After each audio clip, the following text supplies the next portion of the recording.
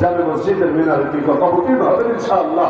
এই যে অল্প সময়ের মধ্যে আল্লাহ তাআলা বিজয় দান করলেন, এটা কি দুনিয়ার কে ভেবেছিল? কয়েকদিন আগেও লোকে বলতো এগুলো হলো আমেরিকার চক্রান্ত। আমাদের কিছু লোক আছে সব জায়গায় চক্রান্ত বোঝার জন্য বসে থাকে। আফগানিস্তান বিষয় হলো এইটা অমুক দেশের চক্রান্ত, আবার এখন এরা বিষয় হলো এটা অমুক দেশের চক্রান্ত। বাংলাদেশের ছেলেপেলেরা আন্দোলন করে বিজয় ছিনিয়ে আনলো, এইটা হলো অমুক দেশের চক্রান্ত। সব জায়গায় চক্রান্ত হচ্ছে কেন জানেন? কারণ এরা ইন্ডিয়ারও শক্তিশালী মনে করে, আমেরিকারও শক্তিশালী মনে করে, ইসরায়েলের শক্তিশালী মনে করে, জাতিসংঘের শক্তিশালী মনে করে, কিন্তু আমার আল্লাহ সবচাইতে বেশি শক্তিশালী এটা বিশ্বাস করতে পারে না। সাহায্য করে জিতায় নাই, অথচ আল্লাহ তাআলা সাহায্য নিয়ে মনে হয় মুসলমান জিতে না। ওরা ভুলে গেছে আমাদের বদরের মতো ইতিহাস আছে। যেই সময় 313 ছিলাম ওই সময় তো হারি নেই কাফেরদের হাতে। আজকে তো আমরা 200 কোটি ছাড়িয়েছি। আজকে হারবো কোন দুঃখে? যার সাথে আল্লাহ আছে সে হারবে কেন? হাসবুনাল্লাহ ওয়া নি'মাল ওয়াকিল। আল্লাহর উপর ভরসা করে আল্লাহ সাহায্য নিয়ে যদি নামে, কোরআন বলে দিচ্ছে ওয়ামান ইয়াতাওয়াক্কাল আলাল্লাহ ফাহুয়া হাসবুহ। যে ব্যক্তি ভরসা করে আল্লাহর উপরে, আল্লাহ যথেষ্ট হয়ে যান তার জন্য। তাহলে মুফতি শফি রহমাতুল্লাহ ব্যাখ্যা অনুসারে আশা করা যায় আগামী দিনে আল্লাহ যদি আমাদেরকে কবুল করেন জালেমদের বিপক্ষে ময়দানে, ইনশাআল্লাহ আমাদের নাম আল্লাহ মুছে দিবেন জাহান্নামের তালিকাতে। ইচ্ছা আছে তো ইনশাআল্লাহ। তো হিন্দুস্তান বলতে কি বোঝায়? আল্লাহ নবীর জামানে হিন্দুস্তান বলতে যা বুঝতো তাই বোঝাবে। ওই সময় বাংলাদেশ নামে কোনো দেশ ছিল না, পাকিস্তান নামে কোনো দেশ ছিল না, আরাকান নামে আলাদা কোনো অংশ ছিল না, বরং পুরোটা মিলে ছিল তৎকালীন হিন্দুস্তান। এখন তো ভেঙে ভেঙে টুকরা টুকরা হয়েছে। এমনি ইন্ডিয়া সবচাইতে বড় আছে, বাকিগুলো ছোট ছোট। ইন্ডিয়া আল্লাহ চাইলে ভাঙবে ইনশাআল্লাহ। ভাঙবে মনে হয় না ইনশাআল্লাহ। দুনিয়ার সিস্টেমটাই এমন, আপনি আরেকজনের জন্য গর্ত করবেন, আল্লাহ চাইলে ওই গর্তে গিয়ে আপনি করবেন। ওরা আমাদের ভয় দেখায়, আমাদের 3 দেশে নাকি 3 দিকে ওরা ঘিরে আছে, 4 দিনে মাঝখান থেকে আমরা ভর্তা হয়ে যাবো। অথচ ওরা ভুলে যায় ওদের গলাটাই আমাদের হাতে আছে। মুরগির গলা তো ধরেন ব্রয়লার মুরগি হোক আর সোনালী ওদের হাতে পুরো 7 সিস্টার 8টা দেশ নামে 7 সিস্টার দেশ আসলে 8টা। ওই 8 দেশ এক পাশে আর ওই বাকি পাশে হলো পুরা ইন্ডিয়া, মাঝখানে হলো মুরগির একটা গলা, 30 কিলোমিটারের মতো রাস্তা। খালি যদি গলাটা চাপ দিয়ে ধরতে পেরেছেন আমাদের কষ্ট করা লাগবে না, চাপ একটা দিকে সার বন্ধ হয়ে 8টা দেশে বলে ত্রিপুরাতে কই আছে মানচিত্র একটু দেখেন তো। আমাদের 3 দিকে যেমন ইন্ডিয়া, ত্রিপুরা 3 দিকে আমরা। বলতে এমন না ত্রিপুরা বাংলাদেশে থাকলে আমাদের সিলেট থেকে চিটাগাং যেতে বেশি সময় লাগতো না, একদম সোজাসুজি চলে যেতাম। এখন সিলেট থেকে আসতে হয় আটাউড়া হয়ে একদম ওদিক দিয়ে ট্রেনে গেল ঘুরে ঘুরে চিটাগাং, আর বাসে গেলে ঢাকা হয়ে অথবা সেই কুমিল্লা হয়ে ঘুরে ঘুরে ঘুরে কোন ঝামেলা। অথচ ত্রিপুরা থাকলে আমরা সোজা চলতে শুরু করতাম, আমরা গিয়ে পৌঁছতাম। তো ত্রিপুরার সাথে ইন্ডিয়ার সামান্য বর্ডার, আর অধিকাংশ অঞ্চল 3 সাইড ধরে বাংলাদেশ। এক পাশে আমরা সিলেটবাসী, এক পাশে আছে চিটাগাংবাসী, মাঝখানে আছে বাংলাদেশের আরো কিছু এলাকা। তো 3 দিকে আছে আমরা। আগে যদি সিলেট থেকে একটা সোজা টান দেওয়া যায় এইটাও নয় হয়ে যাবে ইনশাআল্লাহ। এর মধ্যে মজার বিষয় হলো আগরতলার দূরত্ব আমি দেখেছি ব্রাহ্মণবাড়িয়া থেকে মাত্র 2 কিলো। কয় কিলো? ব্রাহ্মণবাড়িয়া থেকে আখাউড়া যে বর্ডার দিয়ে যদি অতিক্রম করেন মাত্র 2 কিলো লাগবে আপনি আগরতলা গিয়ে পৌঁছে যাবেন। ওই আগরতলায় কি লাফালাফি করলো, হাইকমিশন আঘাত চালালো, পতাকারে পর্যন্ত অপমান করলো, এমনকি সেখানে যারা কাজ করে ওদের পর্যন্ত পিটালো।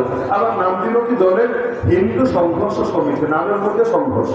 যেই দল আক্রমণ চালিয়েছে ওদের নাম হিন্দু সংঘর্ষ সমিতি। খালি কল্পনা করেন নামটা যদি হতো মুসলিম সংঘর্ষ সমিতি, আর হামলাটা যদি বাংলাদেশ হাইকমিশনে না হয়ে বাংলাদেশের মুখে ইন্ডিয়ান হাইকমিশনে হতো, আর যারা হামলা করতো এদের নাম হতো মুসলিম সংঘর্ষ সমিতি। আপনার কি ধারণা এতক্ষণ দেশটা এমন স্বাভাবিক থাকতো? দেশ তো স্বাভাবিক থাকতো না, পুরো দুনিয়ার গরম করে ছাড়তো। এতদিনে হয়তো ট্রুপস ঢুকে যুদ্ধ শুরু করে দিত। আল্লাহ হেফাজত করেছেন, ওরা বহুভাবে চালাচ্ছে, চেষ্টা চালাচ্ছে এই দেশের মধ্যে যুদ্ধ লাগাতে, ওদের বাহিনী ঢুকাতে। কিন্তু আলহামদুলিল্লাহ যেখানে প্রয়োজন মুসলমান সেখানে হুদায়বিয়ার মতো নরম হতে জানে, যেখানে প্রয়োজন বদরের মতো জ্বলে উঠতে জানে। ইসলাম আমাদেরকে সবই শিখিয়েছে। দিনের প্রয়োজনে মাইক দিতেও জানি, দিনের প্রয়োজনে মাইক দিতেও জানি। স্বাভাবিকভাবে চুপ থাকা এটা কোনো কাপুরুষতাও না, এটা দুর্বলতাও না, বরঞ্চ এই ক্ষোভ যে জন্মেছে বাস্তবতা এটা। 1000 মাফিল করেও জাতিকে অতটা জাগানো যেত না। আমাদের এক আবরার ফাহাদ, এক শহীদ সাইফুল ইসলাম আলী নিজের রক্ত দিয়ে যেই পরিমাণ জাতিকে জাগিয়ে দিয়েছে, কোন জমিনে যখন একবার রক্ত ধরে ওই জমিন ইসলামের ফুল ফোটেই ফোটে। যেহেতু রক্ত ধরেছে একদিন না একদিন বিজয় আসবে ইনশাআল্লাহ। দেখা যায় মাত্র 2 কিলো দূরে সারাদিন হালকাও করবো বর্ডারে এসে এমন ভাবে উৎপাদ করেছে যেন ঢুকে পড়বে বাংলাদেশে। ওদিকে বিএসএফকে আবার বলে রেখেছে খবরদার কেউ যাতে ঢুকতে না পারে, একজনও যাতে ঢুকতে না পারে। এদিকে বিএসএফ ফুল দারোয়ানগিরি করছে, ওদিকে এই যে ছেলেটাকে ঢুকে যাবো একেবারে শব্দ রেখে ফেলবো এমন একটা অবস্থা। মানে ভিতরে ভিতরে সব বোঝা পড়ে আটকে আছে। এদিকে আলহামদুলিল্লাহ ব্রাহ্মণবাড়িয়া বাসে তো রেডি। আর থেকেই তো তারা দেখা যায় 2 টাকা 4 টাকা একটা চায়ের জন্য মারামারি করে অনেক সময় রাত্রি হাতে সংঘাত হয়, ভাইয়ের হাতে ভাই মরে যায়। এতটা নিজেরা নিজেরা মারামারি করেছে। এখন ডাক্তার তো ধার করাই আছে। ওই যে ইঁদুর দেখেন না জিনিসপত্র কাটে, কেন ইঁদুর জিনিসপত্র কাটে? একটা কারণ ওই লোকে বলে, আমি তো আর কোনোকার ইঁদুর ছিলাম না, জানিও না।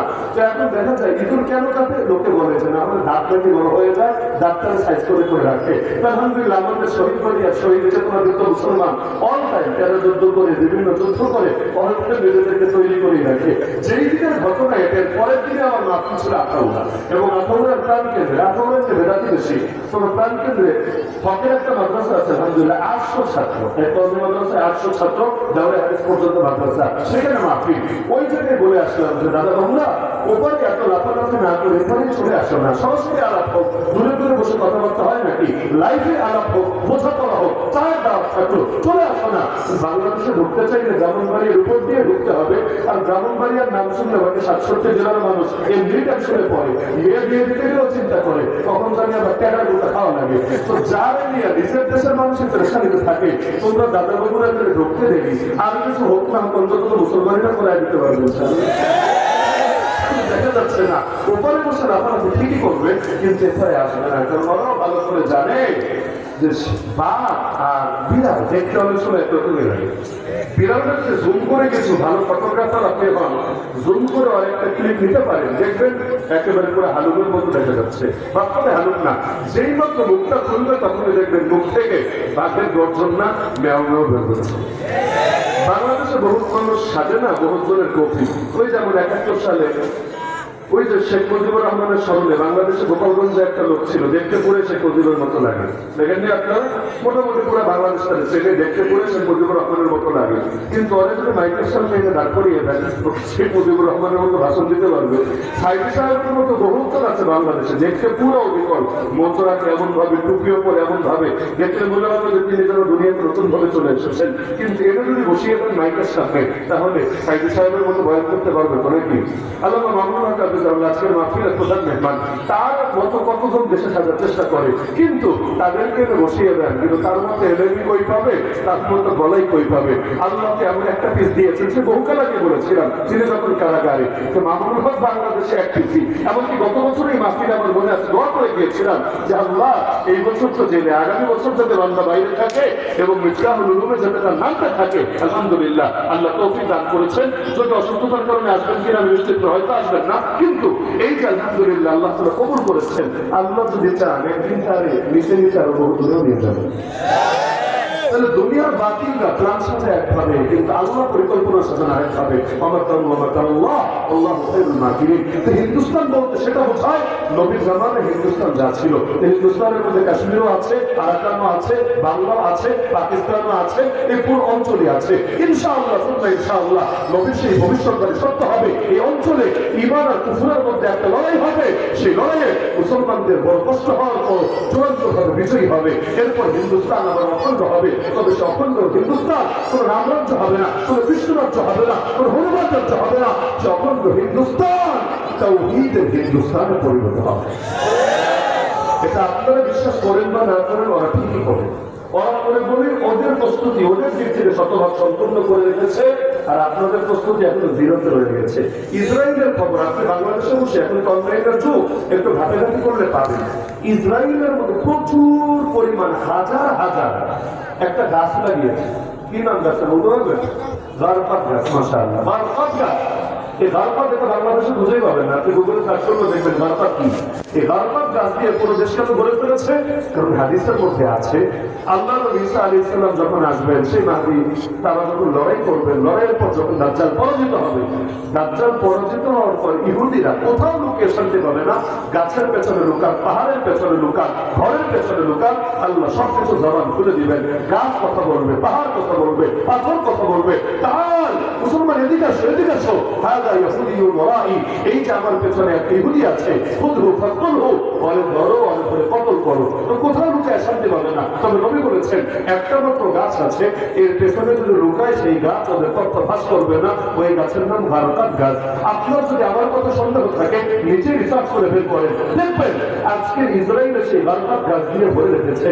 তো নবীর হাদিসে যদি ন্যূনতম বিশ্বাস নাই থাকে, ওরা যদি ওদের প্রস্তুতির ব্যাপারে ভীত সন্ত্রস্ত নাই থাকে, তাহলে এই প্রস্তুতি নিয়ে রেখেছে কিসের জন্য?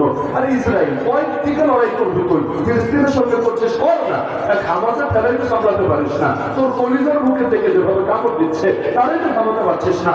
তোর আবার সিরিয়ায় হামলা করার প্রয়োজন কেন পড়েছে? পড়েছে এজন্য আপনি বিশ্বাস করেন বা না করেন, ওরা জানে যতদিন একজন মুসলমান দুনিয়ার মুখে থাকবে, ওরা স্বস্তিতে ঘুমাতে পারবে না, শান্তিতে ঘুমাতে পারবে না। কারণ ওরা জানে চূড়ান্ত বিজয় ইসলামের হবেই হবে। ওরা ঠিকই বিশ্বাসগুলো রাখে যে হিন্দুস্তান যেমন পুরো এক ব্যাপক অঞ্চল, একেবারে শাম এটাও ব্যাপক অঞ্চল। শামের মধ্যে 4টা দেশ আছে, মাত্র গেতে রাখেন। শাম বলতে কয়টা দেশ বোঝায়? 4টা দেশ। এর মধ্যে একটা হলো সিরিয়া, 2 নম্বর হলো ফিলিস্তিন। এই ফিলিস্তিন ও শাম, এবং মসজিদে আছে শামের করে যাবে তো শামের মুখে ভেতর। এর বাইরেও আছে আরো 2টা দেশ, একটার নাম লুবনান, বাংলায় বলে লেবানন, আর একটার নাম উর্দুন, বাংলায় বলে জর্ডান। জর্ডান, লেবানন, প্যালেস্টাইন আর সিরিয়া, এই 4 দেশে মিলে ছিল নবীজির জামানা শাম।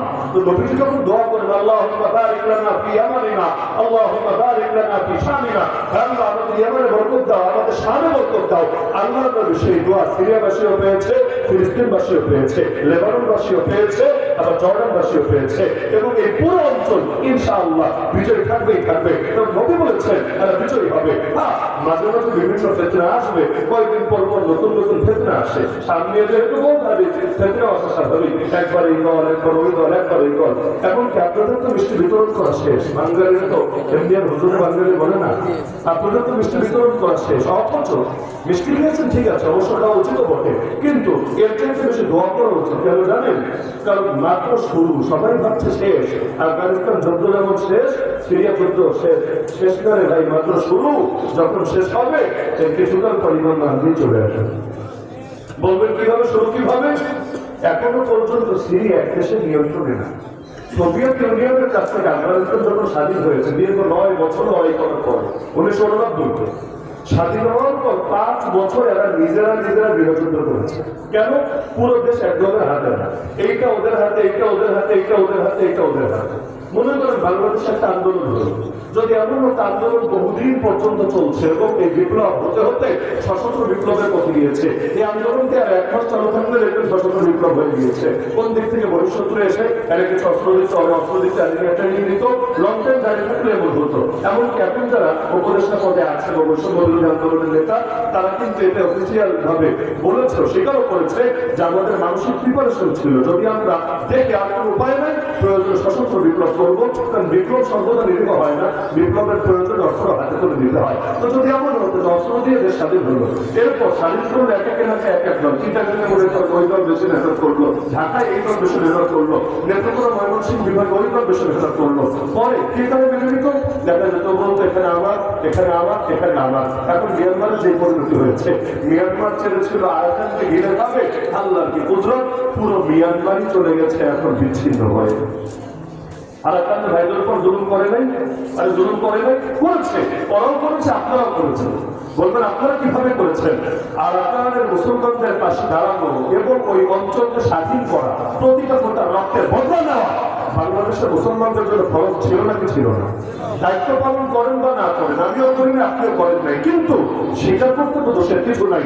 পৃথিবীকে 1 ইঞ্চি ইসলামের ভূমিও যদি আপনারা দখল করে নেয়, সেটা যতদিন পর্যন্ত মুক্ত না হয়